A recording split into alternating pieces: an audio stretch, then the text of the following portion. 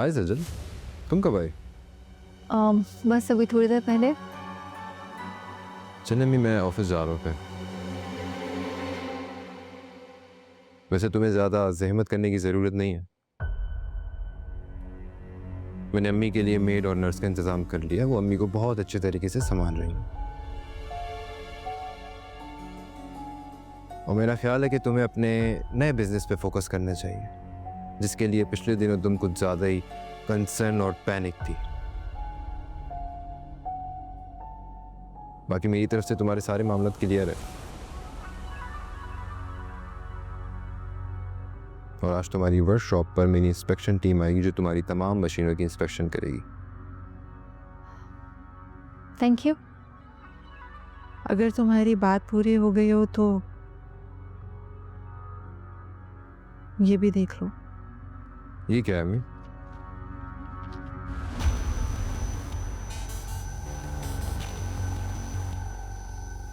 तुमने अपनी माँ को संभालने के लिए तो मेड और नर्स का इंतज़ाम कर लिया, लेकिन अपनी बीवी को नहीं संभाल सके।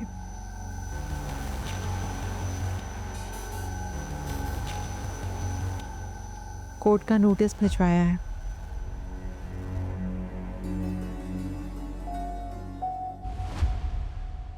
अनम तुमसे खुला चाहती है।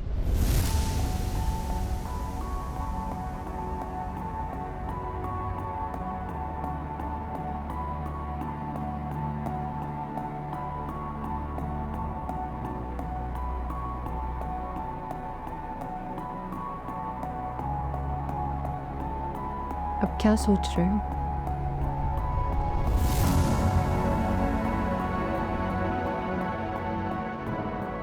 बात करता हूँ मैं अम्मी से। क्या बात करोगे तुम अनम से? माफी मांगोगी रो रो कर? नाक रगड़ोगे? उसके माँ और उसके भाइयों के आगे अपनी गलतियों की रो रो कर माफी मांगोगी? जाओ जाओ, चले जाओ। क्या पता कि वो तुम्हें माफ कर दे। अम्मी आप मेरी एक बात कान खोलकर सुन लो फहद। अनम अब इस घर में वापस कभी नहीं आएगी।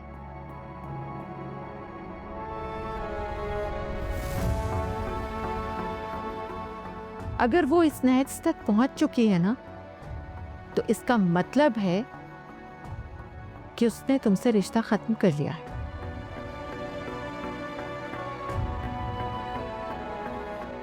इज्जत तो वो तुम्हारी पहले ही कभी नहीं करती थी, लेकिन आज वो कोर्ट कचहरी तक पहुंच चुकी है। अब अगर तुम में जरा सी भी इज्जत नफ्स है ना, तो फिर अनम की इस फरमाइश को पूरा करो।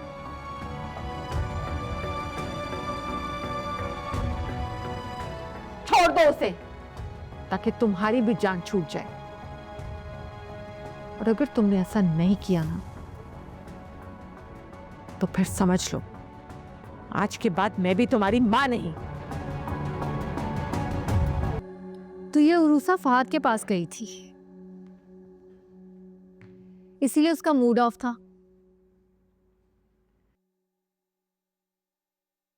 खैर, उसका मूड तो मैं ठीक कर लूंगी, लेकिन अम्मी आप अपनी इस चहेती का कुछ करती क्यों नहीं है? इसका भी कुछ करना पड़ेगा, मेरे हाथ से निकल रही है। खैर, आपके हाथ में वो कभी थी भी नहीं अम्मी, बस खेल रही थी, आप उससे और वो आपसे। मेरे हक में तो थी ना, लेकिन अब तो सामने आकर खड़ी हो गई है।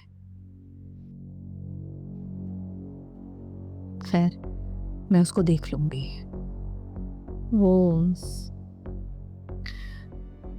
सजल, वो अहमद के पैसों का क्या है अम्मी, आपको एक बात कही हुई बात समझ नहीं आती? फजूल में एक बात का इशू बना रही है। जब होंगे मेरे पास पैसे मैं दे दूंगी। फिलहाल तो मुझे एक नई टेंशन दे दी है आपने। पता नहीं रूसा ने फहद को क्या क्या कहा होगा मेरे बारे में। मुझे घर आने से मना कर दिया उसने। उसकी अम्मी ने भी कॉल नहीं की।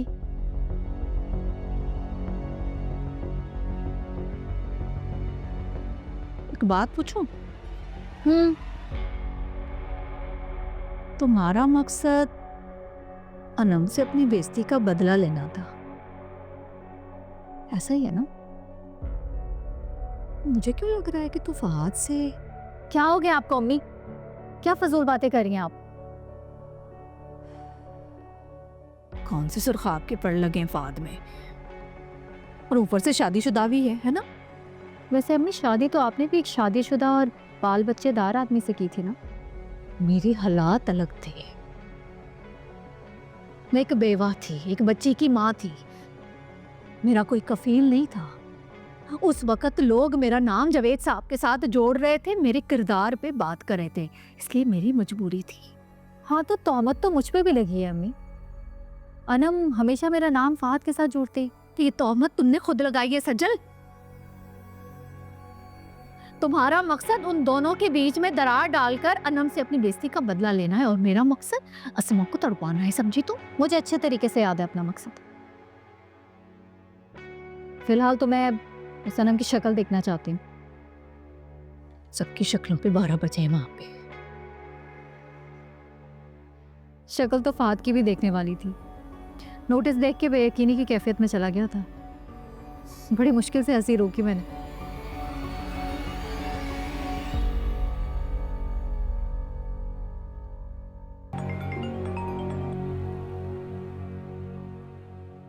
हेलो।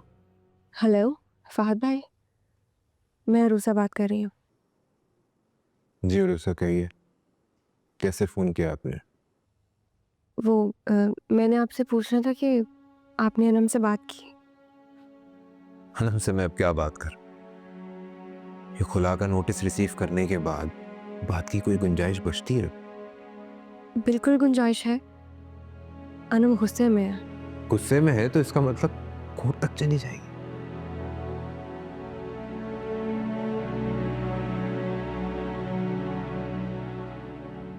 उरुसा, मुझे आप एक बात बताएं, क्या आप जानती थी कि अनम खुला का केस फाइल कर रही है?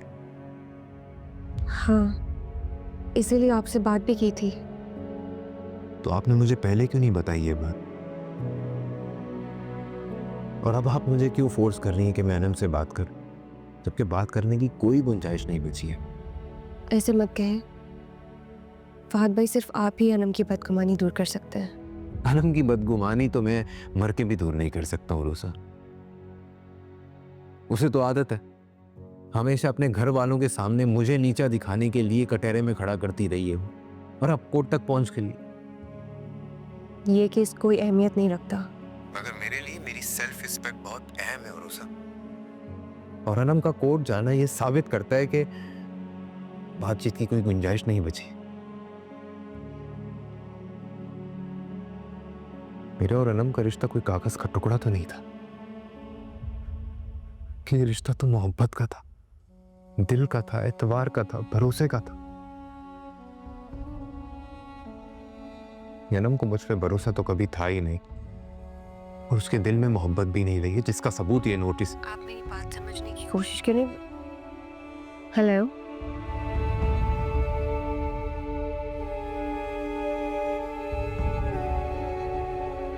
क्या हुआ? फोन बंद कर दिया। फहद भाई बहुत खफा हो गए हैं। मैंने उन्हें खुला वाली बात नहीं बताई थी। मुझे पूरी उम्मीद थी कि ये केस रजिस्टर होने से पहले इन दोनों की सुलह हो जाएगी, लेकिन मुझे तो ऐसी कोई उम्मीद नहीं थी। अगर फहद अनम की परवाह करता ना, तो इतना अरसा ला ताल्लुक ना रहता, अब तक फोन कर चुका होता उसे। मगर मामा, फहद भाई को अनम की परवाह है। ये सब सिर्फ एक मिसअंडरस्टैंडिंग है, सजल की चाल है। अगर अनम की शादी टूट गई ना, तो सजल अपनी चाल में कामयाब हो जाएगी। नौशीन आंटी और सजल का मकसद पूरा हो जाएगा। आप प्लीज एक दफा अनम को समझाएं। वो नहीं समझेगी।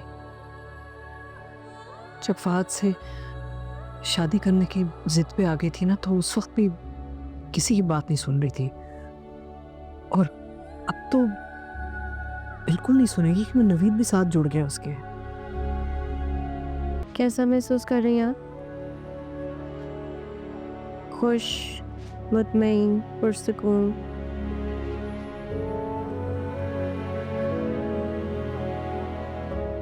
जब इंसान अपनी ज़ात के लिए कोई फ़ैसला करता है ना, तो वो ये नहीं देखता कि ये गलत है या सही है। वो मुतमईन होता है, पुरसुकून होता है। और मुझे यकीन है कि अब आप भी। तुम्हारा दिमाग ठीक है?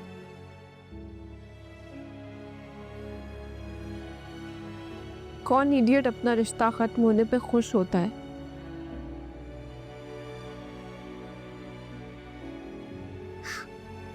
I loved him so much.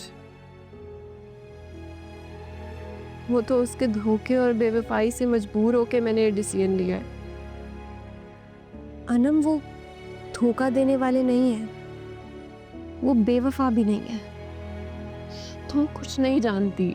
मैं सब कुछ जानती हूँ, और मैं वो सच भी देख रही हूँ जो आपकी नज़रों से ओझल है। आप फहद भाई पे ट्रस्ट ना करके सजल के सारे इविल प्लान्स को कामयाब कर देंगी। आप खुद फहद भाई को सजल को दे रही हैं। हाँ,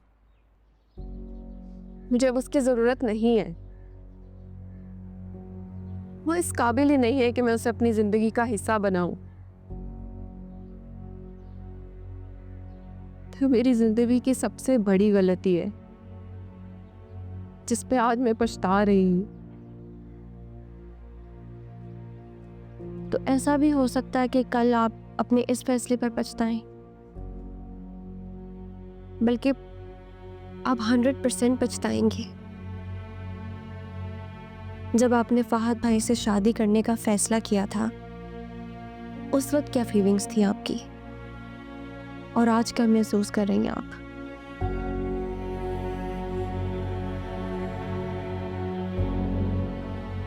अनम, आपके इस फैसले में आज जिद और गुस्सा तो ज़रूर है, लेकिन आपके दिल में इत्मीनान नहीं है।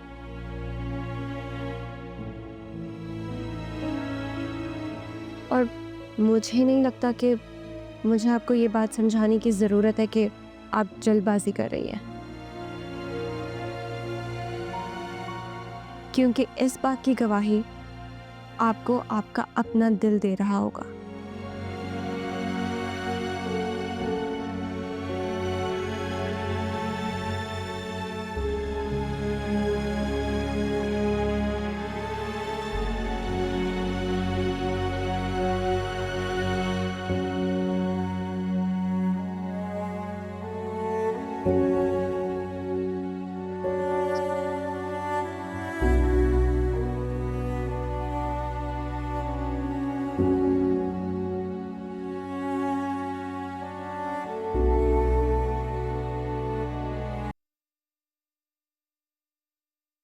पाँव को पता नहीं क्या हो गया, चला भी नहीं जा रहा।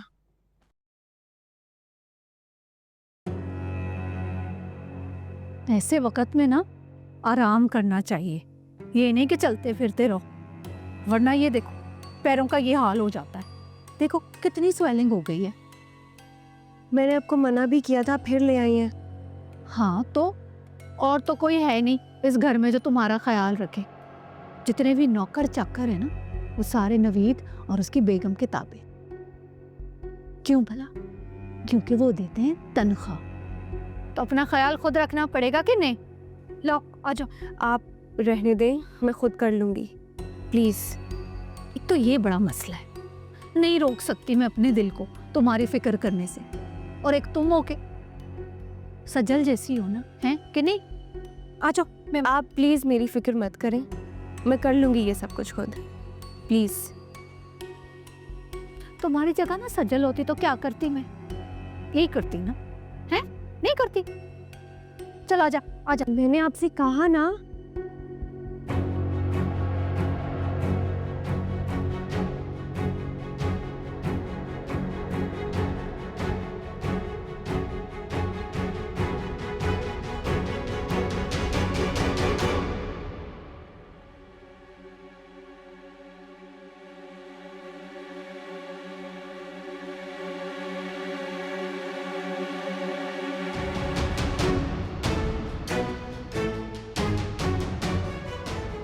ये है तुम्हारा ख्याल।